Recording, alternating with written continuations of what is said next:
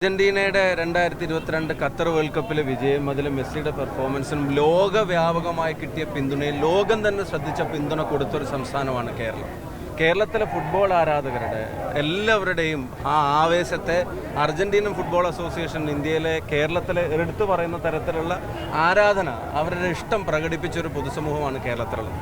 ആ പൊതുസമൂഹത്തിൻ്റെ മുമ്പിൽ മെസ്സിയെ കേരളത്തിൽ കൊണ്ടുവരാൻ ശ്രമിക്കുന്നതിനകത്തൊന്നും തെറ്റില്ല. പക്ഷേ അതിനകത്ത് ഇങ്ങനെ വ്യാജമായ അവകാശവാദങ്ങൾ ഉന്നയിച്ച് അതിൻ്റെ ഒരു ക്രെഡിറ്റ് എല്ലാത്തിൻ്റെയും പോലെ ഒരു ക്രെഡിറ്റ് അടിച്ചെടുക്കാനുള്ള ഒരു അവസരം മാത്രമായിട്ട് അതിനെ കണ്ട് ജനങ്ങളെ പറഞ്ഞ് പറ്റിച്ച് യഥാർത്ഥത്തിൽ ഇപ്പോഴത്തെ കുട്ടികളൊക്കെ ഭാഷയെ പറഞ്ഞാൽ തള്ളി മറിച്ച് ഉണ്ടാക്കിയ ഒരു അപകടമാണ് ഇത്.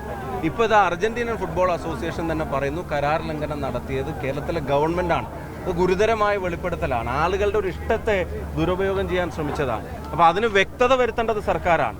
അർജന്റീനൻ ഫുട്ബോൾ അസോസിയേഷൻ വ്യക്തമാക്കി, അവരുടെ മാർക്കറ്റിംഗ് ഹെഡ് വ്യക്തമാക്കിയ കാര്യത്തിൽ അവിടെ ആരോപിച്ചിട്ടുള്ള കാര്യങ്ങളെ സംബന്ധിച്ച് വ്യക്തത വരുത്തേണ്ടത് സർക്കാരാണ്. അങ്ങനെ കരാർ ലംഘനം സർക്കാരും അതുമായി ബന്ധപ്പെട്ട ഭാഗത്താണ് ഉണ്ടായതെങ്കിൽ പിന്നെ ഖജനാവിൽ നിന്ന് ഈ പണം ചെലവഴിക്കേണ്ടിയിരുന്നില്ല. ഖജനാവിനൊരു നഷ്ടവും ഇല്ല എന്ന് പറഞ്ഞാണ് തുടങ്ങിയതെങ്കിൽ ഇപ്പോൾ അതിൻ്റെ മുഴുവൻ കണക്കുകളും പുറത്തു വന്നു.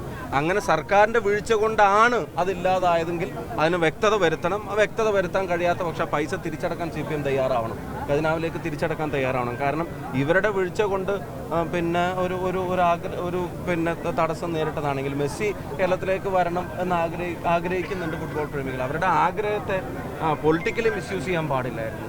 ഞാൻ ഒന്നും കൂടെ ആവർത്തിക്കുന്നു, ഇത് ഈ തള്ളിമറിച്ചുണ്ടാക്കിയ അപകടമാണ് എന്ന് പറയാതിരിക്കാൻ കഴിയില്ല.